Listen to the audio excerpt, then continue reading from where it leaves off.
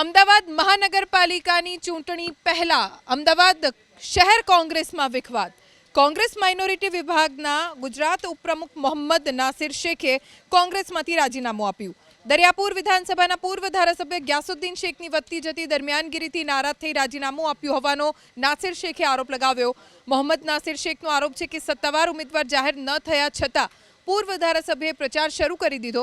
સ્થાનિક સ્વરાજ્યની ચૂંટણીઓમાં પક્ષ તરફથી અંતિમ સમય સુધી ઉમેદવારો અંગે કોઈ સ્પષ્ટતા નથી હોતી. એટલું જ નહીં, મોહમ્મદ નાસિર શેખે તો એવો પણ આરોપ લગાવ્યો કે આ અંગે જ્યારે તેમણે પક્ષને ફરિયાદ કરી તો કેટલાક હોદ્દેદારોએ તેમને યોગ્ય જવાબ ન આપ્યો, જેથી ઓલ ઇન્ડિયા માઇનોરિટી વિભાગના ચેરમેન ઇમરાન પ્રતાપ ગઢીને રાજીનામું મોકલી પક્ષને અલવિદા કહ્યું છે.